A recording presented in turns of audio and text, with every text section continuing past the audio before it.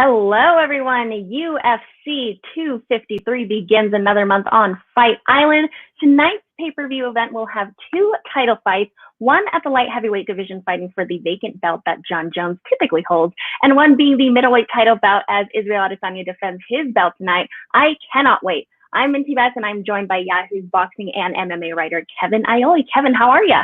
I am great, Minty. I really can't wait. This is a huge day for a fight fan. A lot of good fights at UFC 253. A lot of good boxing today. When you're a combat sports writer, this is the kind of day you love.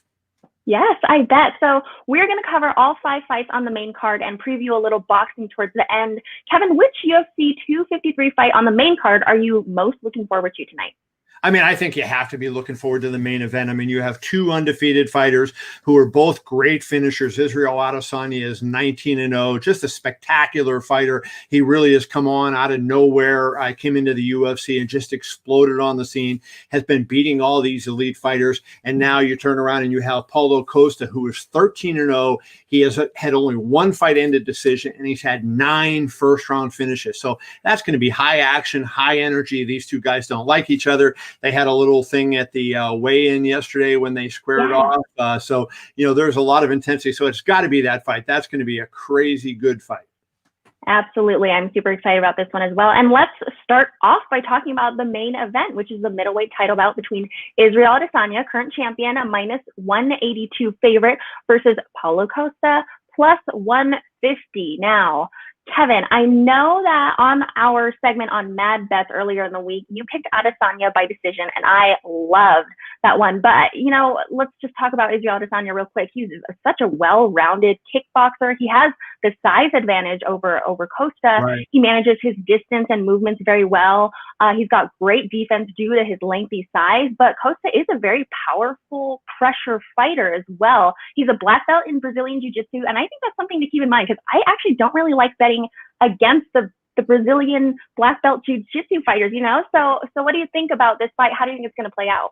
I think one of the reasons that people are so enamored by this fight is for that very reason. I mean, you can look at this, Minty, so many different ways. You say, well, Adesanya's got an 8-inch reach advantage. He's got a 4-inch height advantage. You know, he's the better mover. So it's easy to go ahead and say, I'm going to pick him. And he's also fought as a professional. He's had so many fights, over 100 fights as a kickboxer, as a boxer, and as an MMA fighter. He's got 99 wins. So if he wins tonight, this will be his 100th win as a professional fighter. So it's easy to say, yeah, let's go with Adesanya. But then you look at Paulo Costa, not only is he fights like a freight train going downhill. I mean, he's fast, he's big, he's strong, and he's just coming at you. But he also has that BJJ experience. Now, you don't see him use it all that much because he's so physically strong and his punches are so hard. And he's so accurate of a puncher. Remember that. That's really important, his punching accuracy, that he doesn't have to use his jiu-jitsu. But against somebody like Adesanya, that could be a factor where maybe the jiu-jitsu is the deciding element in this fight. Yeah, absolutely. So all advantages, like we said, kind of point to Adesanya here. We both like it by decision, but maybe there's a little value on like a late round knockout here. I mean, he's known to knock some people out, use up the clock a little bit. Maybe there will be a 4th or 5th round knockout. Yeah. I look, I look at the things, will go, won't go the distance, won't go the distance. I have minus 225 at the MGM and will go is plus 160. I look at that and I say, hey, if you're looking for something, won't go the distance, minus 225, that's not a big price to lay for. You look at the records that these two fighters have. So that I think is one. And the other one is the fight to start round 3. If you think this is going to be a finish, the fight to start round 3 won't start round 3 as plus 150, will start round 3 as minus 180. So there's some value on those picks. And I think, if you're not like us and you think it's going to be a finish, I think this is going to be a dogfight. You saw Adesanya go against Kelvin Gastelum, and he was able to go all 5 rounds hard. The last fight that Paulo Costa was in, he went 3 rounds against Yoel Romero. And those were very hard rounds. So I think these two guys both have good chins and they have the ability to go a long way in the fight. But if you think that something's going to happen, there's some opportunity there because you don't have to lay really big numbers. Yeah, absolutely. And guys, at BetMGM, you can take advantage of an odds boost here. Adesanya to win by knockout, TKO, or disqualification, plus 210. It was plus 145. So Adesanya to win by knockout basically is now at plus 210 at BetMGM, and it was plus 145. So might as well sprinkle a little on the knockout as well as the decision. Doesn't hurt, but definitely high on Adesanya. Is there anything else you want to add before we move on to the next fight, Kevin? I think one of the things to watch in the fight, and I think for people to see, is how they stay at range. If Costa is able to close the distance, and I think you're going to see the fight is going to start to go his direction. But if Adesanya is keeping him back and kicking at him and jabbing at him and is able to move around, I think we can say, hey, safely that Adesanya has this thing covered, and the fight's going to probably go his way. Yeah, absolutely. So let's move on to the next fight, which is a co-main event. It's going to be an interim light heavyweight title bout between Dominick Reyes, minus 278, versus Jan Blakowicz, a plus 225 dog. So Reyes is known for his kicks and his hard hooks. He's certainly dangerous in the kicking range, and when his opponents get too close, he punches hard or kicks. Now, Blakowicz, mainly a striker, I believe. He's got a great jab, but I think he has some cardio issues in the past. Although I think this one finishes inside the distance. I think it'll be a late finish. And I think that's actually what you said too, and I'm not copying you, but how do you think this one's going to play out, Kevin? I think this is going to be an interesting fight here. And let me just clarify, this is not for the interim title. This is for the full title. Jon Jones vacated. Okay. Yeah, Jon Jones vacated the championship. So this is a vacant title. The winner is the light heavyweight champion. Right. That is important. There's no asterisk, nothing around this. And if you like Brazilian Jiu-Jitsu black belts, guess who has a Brazilian Jiu-Jitsu black belt? Jan Blachowicz. So he's an interesting guy, because I think clearly that the versatility and the striking belongs to Dominick Reyes. Reyes is really quick. He's got great movement. I like what he does in the ring. And of course, you have to love what he did against Jon Jones last time. Jones won a unanimous decision in February. Most media people thought that Reyes won that fight. I actually had Jones winning the fight, but it came down to the 5th round. I thought Jon eked out the 5th round. It was a really, really close fight. Now, interestingly, Minty, he told me, he meaning Dominick Reyes, he said, hey, if I get to the ground, this could be problematic for me, because he knows how good that Jan Blachowicz is on the ground with that Jiu-Jitsu black belt. Dominick has a blue belt, but he's not a guy that spends much time on the ground. So that is going to be the domain of Jan if that fight gets down to the ground. But I think Reyes is a really smart fighter. He has a really good game plan. And as a former football player, he knows how to follow a game plan. So I like Reyes to win the fight. I would bet Reyes to win this fight. But, I mentioned, to you off air, Jan is 700 by submission. And, he's got such a huge edge in the submission game that if you, kind of want to take a flyer at plus 700, you're not risking a lot and you have a chance for a big payback. That would be one I would look at. Yeah, I kind of just want to bet every single method of victory on the board here, because I'm torn with this one. Like you said in our segment on Mad Bets earlier in the week, I believe you picked Reyes maybe later in the 4th round, which I love. I don't know who I love to win the fight, because like you said, the Brazilian Jiu-Jitsu fighter in Blakowicz, I am torn, but I like the over here. I believe over 2.5 rounds is minus 121 at BetMGM. So I think I might just bet the over here. Not going to sweat who wins this one, but I think there is some value there. What do you think? I agree with that. I mean, I think a lot of times you see in the over-under, you see a lot more value than you do on the side. And you're looking there, what is Reyes? He was minus 255. So if you're going with Reyes, you got to lay twice as much. And so, I kind of like that. I think there's a lot of value with that. So that would be a smart bet, I think, as well. Awesome. All right. Now let's move on to the flyweight division. Kai Kara France, minus 250 versus Brandon Royval, a plus 200 dog here. Kevin, I believe you liked Kara France by decision. I like Kai Kara France. Yeah, this, Royval is an interesting guy, former LFA champion. He just quit his full-time job. He's coming off a win, a very impressive win over Tim Elliott by submission. He's a guy that finishes most of his fights. He finished Tim Elliott, a guy who you have to have a lot of respect for. Tim Elliott is not an easy guy to finish, and he managed to pull that off. But I think that Kai Kara France, even though Brandon said, I'm better in every area, I think that that goes to, especially in the striking game, that would go to Kai Kara France, I think. He comes out of Israel Adesanya's teams, coached by Eugene Berriman. Eugene Berriman, one of the best coaches out there. I think he's going to have Kai ready for this fight. Fought a pretty good level of opposition in the UFC. So I like Kai to win this fight. I think it's an interesting fight. We don't know what it's going to be like for Brandon Royval now that he's a full-time fighter and he doesn't have to, juggle his training with his work schedule. And a lot of times that helps guys. And so I'm making the pick of Kai, knowing the fact that Royval, has something in his favor that, he didn't have in previous fights.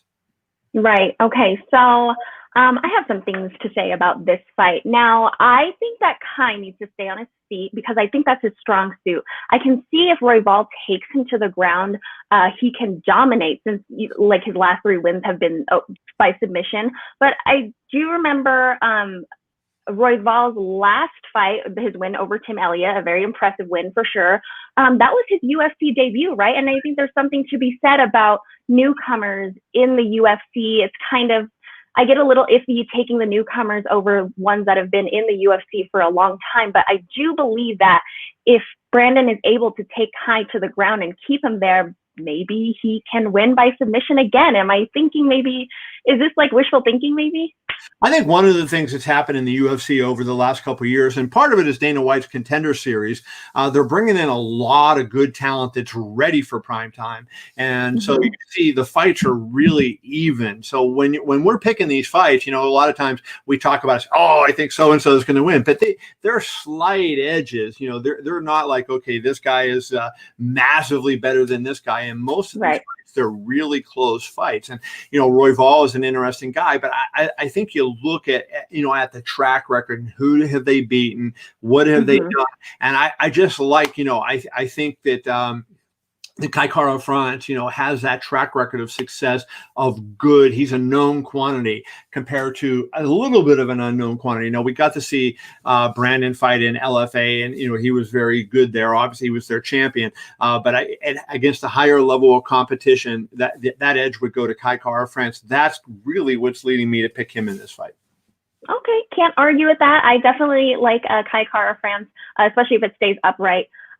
So I'm with you there, Kevin. So let's move on to the next one, guys. There is a BetMGM boost if you want to parlay Costa, Reyes, and France to win all. It's plus 380. So who knows? If you want to take all the favorites, I do like that. Now the women's bantamweight bout, Ketlen Vieira minus 200 versus Sijara Eubanks at plus 165. Vieira has a black belt in Brazilian Jiu-Jitsu.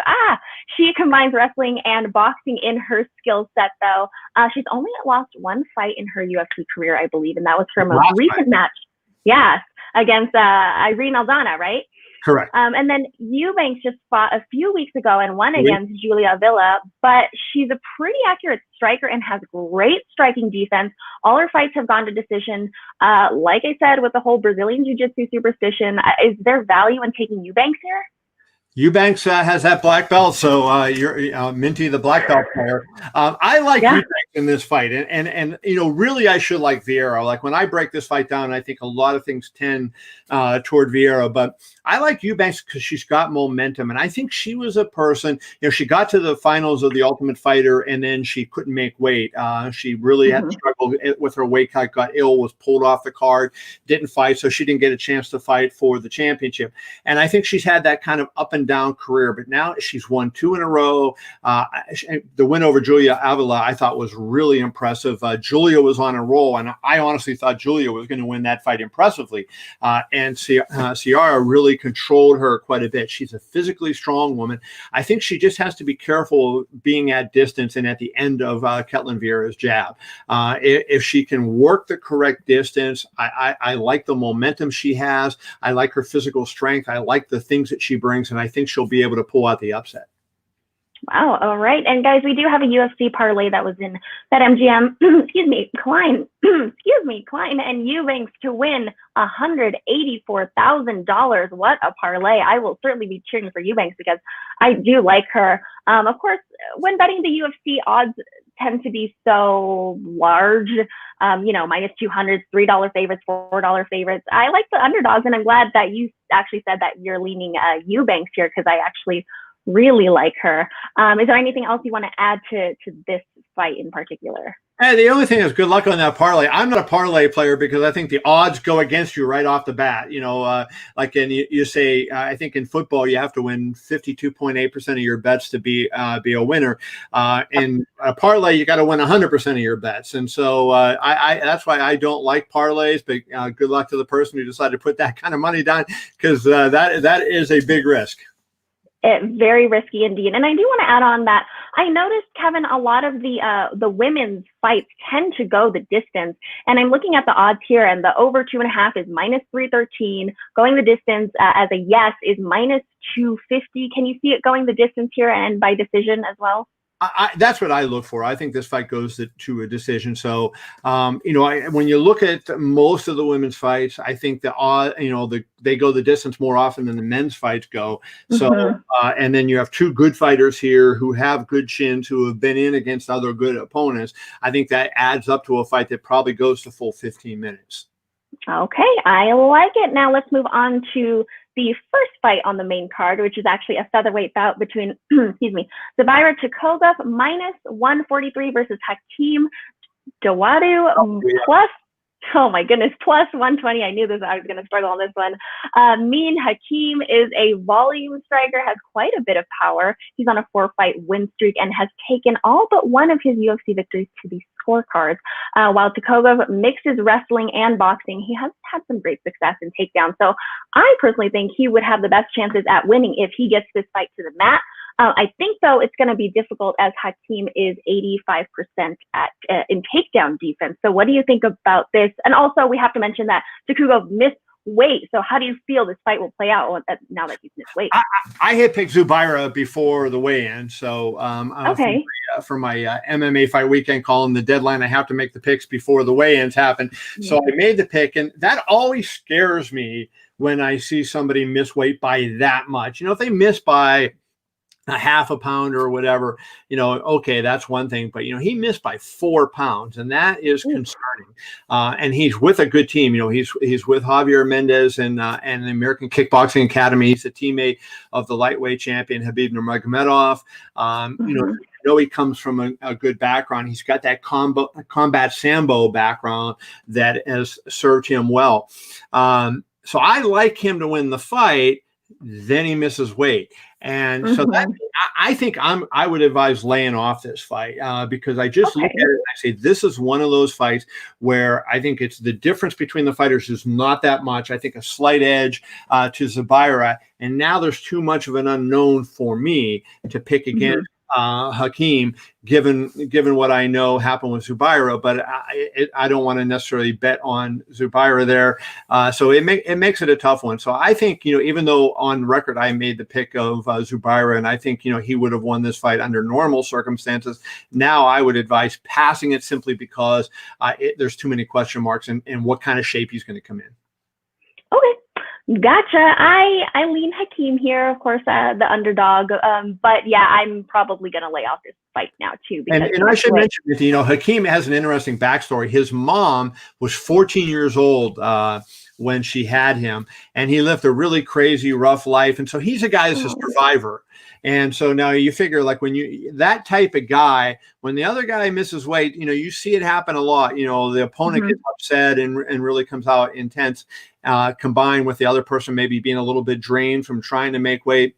So, is that a way to maybe say take a flyer on Hakeem? I don't know, but I know he's got an interesting backstory, and he's a guy a lot of people can root for, given the kind of life he has led.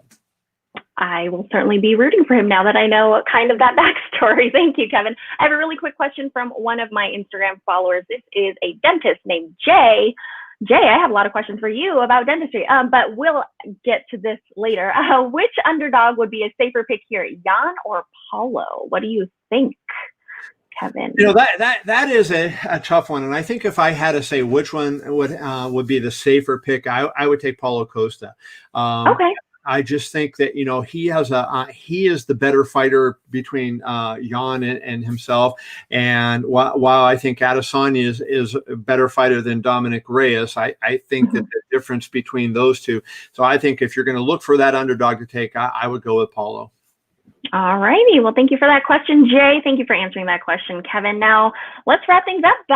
We just went through 5 of the bouts on the main card. It should be super exciting for UFC 253 on Fight Island. Guys, do not forget there are some odds boosts on betmgm.com/Yahoo. Go check it out. Let's talk a little boxing to wrap things up. There is a pay-per-view boxing event tonight taking place at the Mohegan Sun in Connecticut, I believe, right? Connecticut, yes.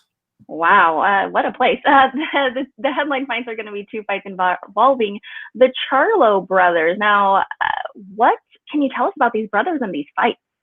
Well, Charlo brothers have been around for a while, and they're both really talented fighters. They're both big, they're quick, they're good boxers, and Showtime is trying to leverage their skill and turn them into stars by putting them in the headline in this pay-per-view. So they both have interesting fights. Jamal Charlo is fighting Sergey Derevchenko. His brother is fighting Jason Rosario. Derevchenko most recently fought Gennady Golovkin, coming off a loss to Golovkin, but he performed so much better than people thought. A lot of people thought he might have won that fight against Gennady in October. That was a spectacular fight. Now he's coming in against Charlo. I like Charlo in that fight because all you had to do is see the picture of the two of them standing side by side at the weigh-in. Charlo is much bigger, has a much bigger reach. He's got a great jab. He's got a really good chin. And I think stylistically, he's going to be tough for Derevchenko. Derevchenko is going to have to get inside on him. And I think that's going to be difficult to do with that jab in his face all the time. So I think I would go with Charlo, lay the big money on that one, and I would go with Charlo in that fight. All right, Jamal Charlo, right? The first fight. Got it. And I believe, if I am not mistaken, is this the first fight, or I guess is this the first event that both these brothers are going to be the main event? Yeah, what they did was on the card, there's a 6-fight pay-per-view card. So what they're splitting it. So they don't want to call one or the other the main event. So they're having 3 fights with Charlo versus Derevchenko is the quote-unquote main event, a half an hour break, and then they're coming back, and the second Charlo brother will fight Rosario in the other main event. So it's, basically quote-unquote 2 pay-per-views for one. Interesting. Well, this should be really special since they're brothers. Now, the second segment of the main event will be between Jamal Charlo, minus 500 favorite, going up against Jason Rosario, like you said, in a unification fight. Is that right? Yeah, so Rosario was a 20-1 underdog in his last outing, and he beat Julian J. Rock Williams in a really interesting fight to become the unified champion. He won the WBA and IBF titles. So now tonight he's going to go up against Jamal Charlo, who has the WBC belt. So he would have 3 of the 4 major belts if he wins this. He has an interesting backstory. Grew up, no indoor plumbing in his home in the Dominican Republic. He lived next to a dumpster and said, he told me that they used to go in the dumpster and look for scraps of food to eat because, they were so poor. They didn't have it when they wanted to take a shower or they wanted to cook. He had to walk a half mile to get water. So it taught him a lot of discipline, a lot of toughness. He's a big underdog in this fight. And, Charlo deserves to be the favorite. Fought a better level of competition. I took a flyer in my boxing fight weekend column, and I said take Rosario, and I mainly took it because I liked him as a high priced dog. I think I lean toward Charlo probably winning this fight, but if I'm looking for an underdog, somebody that I can say, hey, I can get some nice money back at plus 375 when I made the pick, I liked Jason Rosario at that number. Awesome. Well, are there any ways, because I mean, boxing kind of similar to UFC, but I feel like boxing has way crazier margins of odds here. Is there any value people can take if they want to bet on Charlo? Is there any like overs or unders in rounds, just like UFC? Yeah, no, of course. You can bet, by decision. I think the most likely thing here is that this fight will go to a decision. So that would give you, if you bet will go, you're probably going to, not lay that big of a price. So we can flash that up if we have that, what the odds are there. But I think that would be, as opposed to laying, 5-1 with Charlo and hoping that he doesn't get caught. A guy like Rosario is, in my mind, is better than a 5-1 underdog. So that's why I kind of made the play on him, even though I kind of lean toward Charlo winning the fight. All righty. Is there anything you want to add on about the Charlo brothers and this fight tonight? Well, all I guess I should add really is that this is an outstanding card. I mean, there's a lot of good fights on this card. There's 4 other really good fights, a lot of really good fighters on this card. I'm looking forward to seeing Luis Nery fight it. He's in tough against Aaron Alameda. I picked in my column Nery by knockout, but he's in very tough in that fight. And if he scores that knockout, that's going to be a very difficult one. Awesome. And guys, there is a big parlay over at BetMGM that was placed earlier, $143,383 to win $6,700 on Figueroa and Taylor. This is a parlay. Again, yeah, you heard that right. $134K to win about $6,700. My God, boxing parlays are crazy. Kevin, you just mentioned you don't like parlays, and I can see why right here. But good luck to this person. Your Josh Taylor is what, $3,500 favorite in his fight, which should be going off roundabout right now. Should be getting ready to start. Josh Taylor is one of the best fighters in the world at 140 pounds, just coming off a win over Regis Prograis. So I like the bet. Who he's taking. I don't like the odds that no. Yeah. Oh my gosh. It was just like last week when someone bet on the Falcons to win, like a live bet to win like $100, but he put down a couple grand. It's just crazy. Poor guy. Anyway, let's do this fight as the last one to wrap it up. Manny Pacquiao versus Conor McGregor. This one should be interesting. Of course, no set date yet, no set location. But what we do know is that if Pacquiao wins, he wants to donate all the earnings from this match to the COVID-19 relief fund over in the Philippines, which is super nice. Tell us about what you do know and what you can tell us about this match that we want to happen. The fight is not done yet. Conor McGregor went on to Twitter yesterday, and he was answering fans who said he was ducking fights. He sent out text messages that he had exchanges with Dana White where he was telling Dana he wanted to fight different fighters and at different times, and for whatever reason, they couldn't come to a deal. So he said that he was going to fight Manny Pacquiao. His manager, Adi Attar, also happens to have a managerial contract with Manny Pacquiao. Now, this is where it gets interesting because I talked to a lot of people, and somebody on Pacquiao's team told me they had David Moroso, a very famous lawyer from a very powerful LA firm, send a letter to Adi Attar saying that he's out, that he's actually not Manny's manager. Adi Attar, I brought that up to him. He denied that. There's questions whether Manny is free to fight or not. So this fight is far from made. But if the fight happens, we love Manny Pacquiao in the fight. I saw a line that was Manny minus 500 and Conor plus 400. I thought that was really out of line. And at Manny at minus 500, I think, you got to hammer that one. Conor struggled against Floyd Mayweather. Floyd carried him for a long time. When Floyd was ready to end the fight, he did. And I think, Conor would be in for a tough one against Manny because Manny's not going to carry anybody. Manny is going to go for the kill right away. So I would like Manny Pacquiao in that fight. It pretty much, unless they're fighting MMA, then I would like Conor. But if they're boxing, as they are going to do, I like Manny Pacquiao big in that fight. Beautiful. All righty. Well, I also like Manny Pacquiao. I do think the age is a little factor here, but I mean, come on, a boxer versus an MMA fighter. And I do want to mention also, Conor seems to respect the art of boxing and not be so much of a trash talker when it like he is in the UFC. I think he tweeted or he said in an interview like, I would be honored to face two of the greatest boxers of my time, and referring to Mayweather and Pacquiao. So I thought that was really cool that he did that. Yeah, and he didn't say it as if I'd be honored to win against these fighters. It was I'd be honored to face them. So that was pretty cool. You weren't at the last fight when he fought Mayweather and heard the monster trash talk that he did. So he had plenty of trash talk for Floyd, and Floyd showed him who was the boss. Oh, that's funny. All right, guys, we are out of time. Thank you so much, Kevin, for your insight on the main event and these box events that might or might not happen, but the pay-per-view event tonight. Guys, I'm Minty Best. Follow me on Twitter at Minty Best, and follow Kevin Iole on Twitter at Kevin I. Also follow the Yahoo Sportsbook on Twitter. Thank you so much for tuning in, everyone. Appreciate you guys.